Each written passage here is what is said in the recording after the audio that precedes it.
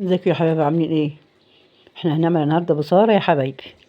هنعمل مع بعض بصارة ربع كيلو فول هنعمله بصارة يا حبايبي. بس خلاص كده انا مخبريه بقالي ساعتين. تاني غلوتين واشيل الريم اللي فوق واروح حاطه معاكم كده ايه.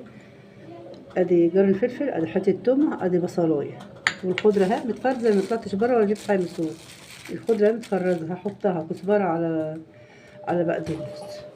ماشي يا حبايبي. بصوا يا حبايبي، بصوا لميت الريم كله وكبيته، مش عارفه ولا حبه ريم خالص. بصلايه حته الفلفله الخضراء والثومه اها. ماشي تغلي كده. هي اصلا الفول غلى حبه وطلعت الريم كله معايا البقدونس اهو. البقدونس الخضره بتاعتي اللي اتفرزها احطها وهي بتفرز، مش هستنى اما تسيح، لا عشان تبقى حلوه، عشان ولا تحطها لما تسيح، عشان احطها زي ما هي خضره. شايفين عامله ازاي خضره وجميله ازاي؟ شايفين اللون اخضر ازاي جميل.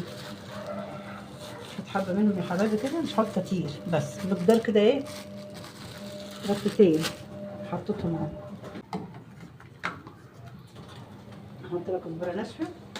المرحله دي بقى انا هعمل ايه؟ هعمل البصل اللي بحطه على الوش ها. كزبره اهي يا حبايبي، حبه كمون، معايا بصلايه اهي يا حبايبي. تعالوا بقى كده معايا نص مكعب ماجي، حط عليها اها كله اهو، مش نص، حطيته كله. حمرنا البصل يا حبايبي بتاعنا نحطه على الوش. خدنا حبة زيت من بتاع البصل وحطيت سبت كده حبة بصل فيه، وحطيت حتة نص معلقة سمنة بس. حطينا البصل اهي بقى اهي، حبة الفلفل الأسمر بتاعها بس كده كفاية كده. الحدق بتاعها يبقى حلو اهي يا حبايبي. فضل دي رخر أكل اقتصادية حلوة. بنغير في الأكل، الواحد زهق من المحشي والحاجات ديت يا حبايبي، فهي أكلة كده حلوة زي دي كده. بصلتين كده تعمليهم حبة خل وملح وطبق بتنجان فريحوا عليه دقة كده حلوة، يعني زي العسل. بصي يا حبيبي الورد بتاعها اهو.